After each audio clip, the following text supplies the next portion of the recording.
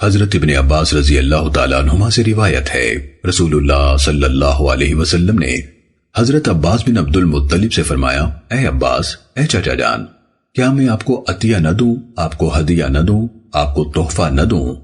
آپ کے لیے 10 خوبیاں، 10 قسم کے گناہوں کا کفارہ بن جانے والا عمل نہ بیان کروں؟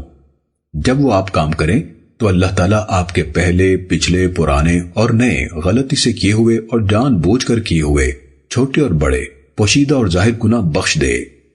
10 خوبیاں یہ ہیں: 10 قسم کے گناہوں کا کفارہ بن جانے والا عمل، آپ 4 رکعت ادا کریں، ہر رکعت میں سورہ فاتحہ کے ساتھ کوئی اور سورت بھی پڑھیں۔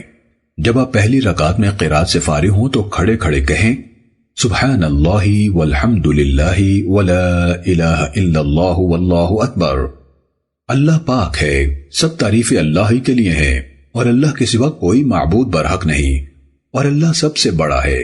15 بار یہ تسبیح پڑھیں، پھر رکوع کریں اور رکوع میں 10 بار یہی تسبیح کہیں، پھر رکوع سے سر اٹھا کر 10 بار یہی کہیں، پھر سجدہ کریں اور سجدے میں 10 بار یہی پڑھیں، پھر سجدے سے سر اٹھا کر یہی تسبیح 10 بار کہیں، پھر سجدہ کریں اور 10 بار یہ تسبیح پڑھیں، پھر سجدے سے سر اٹھائیں تو 10 بار یہی پڑھیں۔ اس طرح ہر رکعت میں 75 بار تسبیح ہوگی۔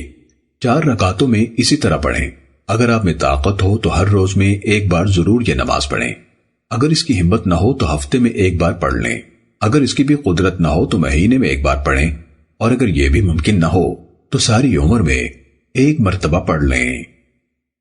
سنن ابن ماجہ حدیث نمبر 1387۔